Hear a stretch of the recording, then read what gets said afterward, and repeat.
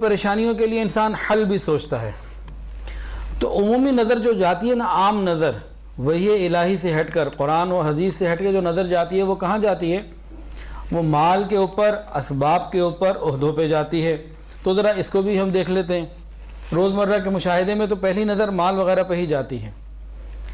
دیکھیں، ایک ہے راحت اور ایک ہے اسباب راحت. دونوں الگ الگ چیز ہیں. مال سے انسان اسباب راحت تو جمع کر سکتا ہے لیکن راحت نہیں. یہ راحت دل کی یہ کوئی اور چیز ہے، اسباب راحت یہ کوئی اور چیز ہے. مال والوں کے پاس اسباب راحت تو ہوتے ہیں لیکن راحت ہے یا نہیں یہ ایک الگ بات ہے. اور عام طور سے مال والوں کے پاس راحت نہیں ہوتی.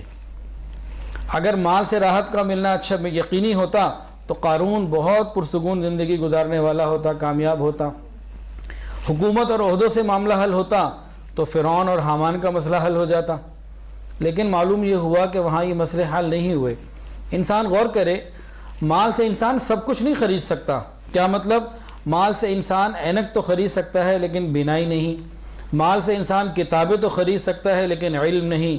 مال سے انسان دوائیاں تو خرید سکتا ہے لیکن صحت نہیں. مال سے انسان اچھے بستر تو خرید سکتا ہے لیکن میٹھی نیند نہیں. مال سے انسان خوش آمدی لوگ تو جمع کر سکتا ہے لیکن محبت کرنے والے نہیں. اور آپ نے دیکھا بھی ہوگا، سنا بھی ہوگا کہ صبح تخت پر ہوتے ہیں، شام کو تختے پر ہوتے ہیں. صبح صدر ہوتے ہیں، شام کو ملک بدر ہوتے ہیں. صبح جو ہے وہ وزیر ہوتے ہیں اور شام کو اسیر ہوتے ہیں. تو مال سے مسئلے حل نہیں ہوتے.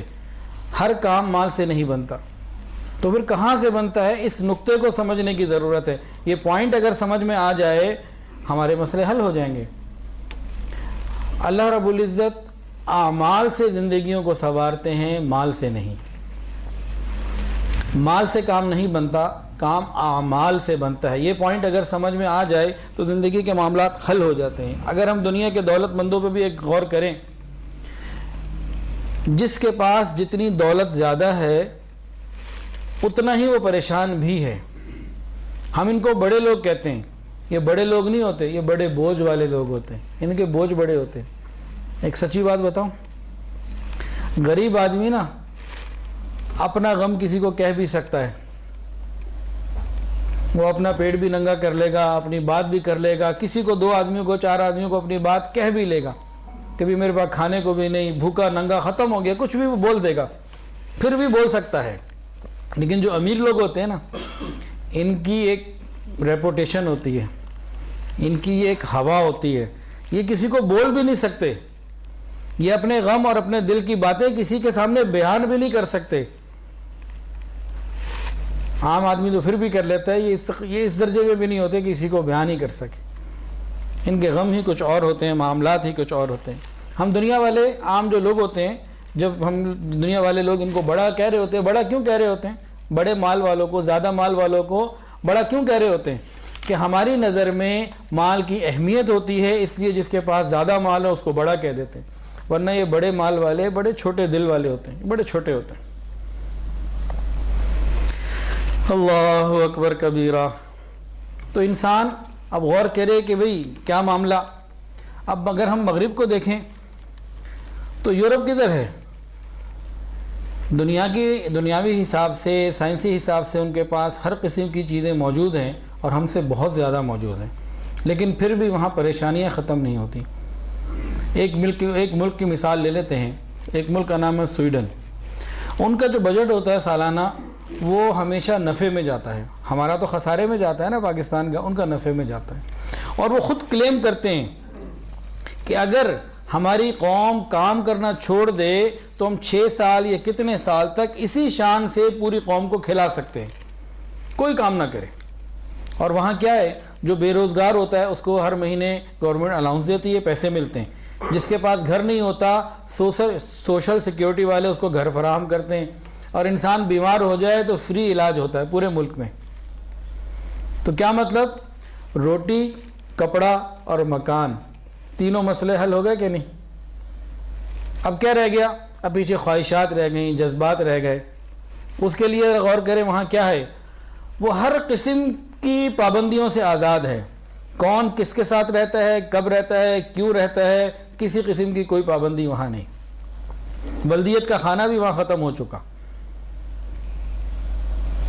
تو اگر ہم دنیاوی نظر سے سوچیں تو سویڈن والوں کو اس وقت پوری دنیا کا سب سے زیادہ خوشحال اور خوش ملک ہونا چاہیے. مطلب دلی طور پر، ذہنی طور پر مطمئن اور خوشحال ہونا چاہیے، خوش ہونا چاہیے تھا ان کو. لیکن حیرت کی بات یہ ہے کہ پوری دنیا میں سب سے زیادہ یا بہت زیادہ ریشو خودکشی کی سویڈن کے اندر ہے. ایک رپورٹ کے مطابق سب سے زیادہ خودکشیاں وہاں ہوتی. طلاق وہ تو اب کوئی مسئلہ ہی نہیں رہا، تقریباً 100% کے قریب 90% سے زیادہ ریشو چلی گئی ہے. ڈپریشن کی دوائیں بھی اور یہ سارا کچھ چل رہا ہے. اتنی ساری ضروریات اور خواہشات پوری ہونے کے باوجود بھی کہیں نہ کہیں کوئی معاملہ ہے. یہاں ان لوگوں کا لنک مس ہوتا ہے. یہ ہمیں پڑھاتے ہیں، لنک ان کا اپنا مس ہے اللہ رب العزت سے. اس پوائنٹ کو سمجھنے کی ضرورت ہے.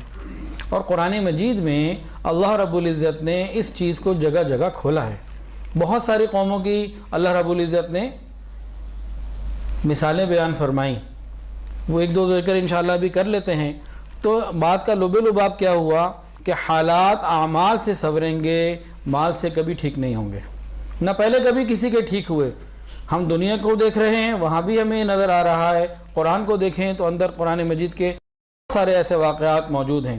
تاہم اگر ہم انفرادی طور پر انڈیویجولی اپنے اعمال کو ٹھیک کر لیں گے، اللہ انفرادی طور پر انسان کو قلبی سکون، ذہنی سکون عطا فرما دیں گے، حالات درست ہو جائیں گے. اگر ہم من حیث الامہ اجتماعی طور پر حالات کو درست، اعمال کو درست کر لیں گے، اللہ رب العزت اجتماعی طور پر ہمارے معاملات اور حالات کو درست کر دیں گے. غلطی کہاں ہوتی ہے؟ ہم یہ چاہتے ہیں پہلے ہمارے حالات درست ہوں پھر ہم سنوریں گے. ہم یہ چاہتے ہیں. کسی سے پوچھا کہ بھئی آپ نماز کے لیے نہیں آتے، بس رہے کاروباری پریشانی ذرا دور ہو جائے پھر آؤں گا. ایک 70 سالہ بابا اور ایک صاحب، 70 سال سے زیادہ ان کی عمر، ان کو کسی نے نماز کی دعوت دی تو وہ کہنے لگے بس میرے گھٹنے ٹھیک ہو جائیں پھر نماز شروع کر دوں گا. 70 سال کی عمر میں بھی امید ہے کہ گھٹنے ٹھیک ہوں گے، اس کے بعد نماز شروع کی جائے گی. حالانکہ ہم نماز کی ہر رکعت میں، بلکہ ہر نماز کی ہر رکعت میں ایک اللہ تعالیٰ سے بات کرتے ہیں. وہ کیا؟ ایاک نعبد، ایاک نعبد، پھر آگے کیا ہے؟ وَإِيَّاكَ نَسْتَعِينُ. اللہ ہم تیری عبادت کرتے ہیں اور تجھ ہی سے مدد مانگتے ہیں. پہلے عبادت ہے، پہلے عمل ہے، مدد چاہنا بعد میں ہے. تو ہمیں اپنے آپ کو پہلے ٹھیک کرنا ہوگا، گناہوں کو اپنی زندگی سے نکالنا ہوگا، پھر مدد آئے گی. جس طریقے سے ہم چاہتے ہیں اس طریقے سے اللہ کی مدد آ نہیں سکتی. اصول نہیں ہے. ایاک نعبد و ایاک نستعین. ہم اپنے عمل کو اللہ کے سامنے پیش کریں، اللہ کے سامنے جھک جائیں، پھر دیکھیں اللہ کی رحمتیں کیسے آتی ہیں.